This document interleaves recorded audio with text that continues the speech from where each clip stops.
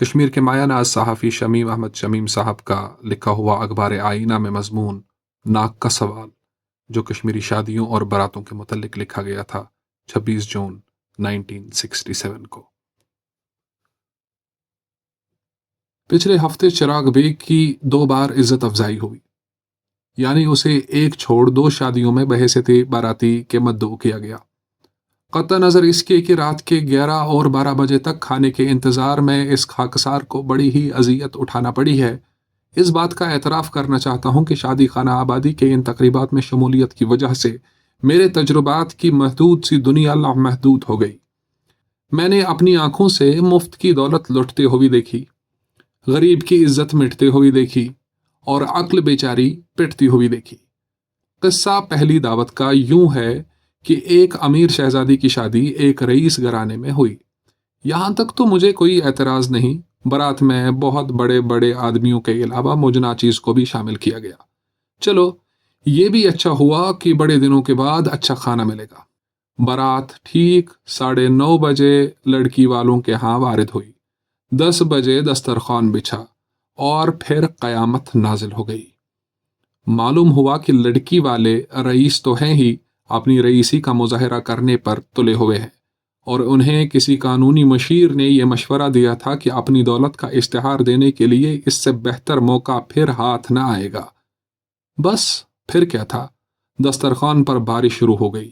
ہر آدھے منٹ کے بعد واضح پلیٹوں پر یلغار کر صاحب خانہ کی دولت اور جہالت کی یاد تازہ کرتا۔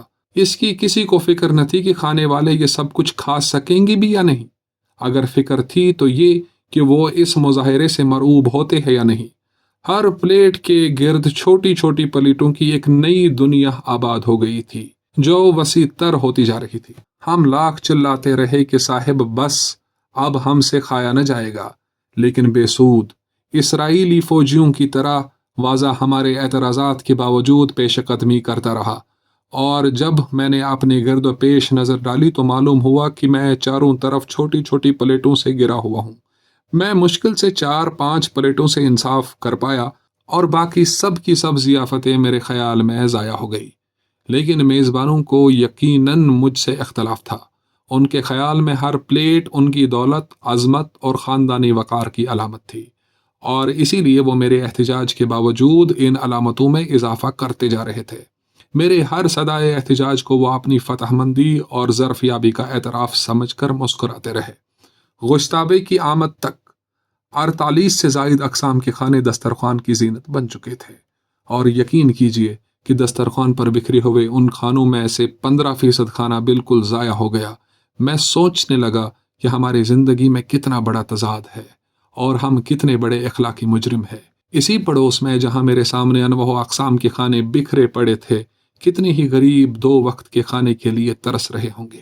اسی کشمیر میں جہاں ایک خاندانی رئیس اپنے خاندانی وقار کے تحفظ کے لیے اپنی دولت کو یوں بے دردی سے لٹا رہا تھا، بہت سے لوگ اپنے پیٹ کا جہنم پالنے کے لیے چوری کرنے پر مجبور ہے۔ میں لمحہ بھر کے لیے کمیونسٹ بن گیا، اور میری جی میں آیا کہ اس نامعقول میزبان کی ساری دولت چھین کر اس کے غریب پڑوسوں میں بانٹ دوں، لیکن پاسبان عقل نے فوراً ہی رہنمائی کی کہ امیر کی دولت چھیننے سے غریبوں کی غربت ختم نہیں ہو جاتی۔ بہت سے غریبوں کو اس نظام کے خلاف بغاوت پر آمادہ کرنا ہوگا جو ایسے امیروں کو جنم دیتے ہیں۔ اور کچھ ہی دن بعد ایک غریب نے اپنی عزت اور وقار کی خاطر 2000 روپے کا قرضہ اٹھایا تھا، اور مجھے یقین ہے کہ وہ 2000 سال تک یہ قرضہ ادا نہ کر سکے گا۔ اس کی ساری عزت اور خاندانی وقار 2000 روپے کے عوض بک گیا، جو اس نے ان کا تحفظ کرنے کے لیے قرض دیا تھا۔ اس مسئلے کا سب سے تکلیف دہ پہلو یہ ہے کہ امیر لوگ روایات قائم کرتے ہیں، اور غریبوں کے لیے ان کا نبھانا ان کی توقیر کا مسئلہ بن جاتا ہے۔ لعنت ہے ایسی دنیا پر، اس معاشرے پر اور اس زندگی پر جہاں غریبوں کو زندہ رہنے کے لیے امیروں کے بنائے ہوئے قوانین کا احترام کرنا پڑے، اور انہی قوانین کو زندگی سمجھ کر زندہ رہنا پڑے۔ 24 جون 1967 آج کل میں شمیم احمد شمیم۔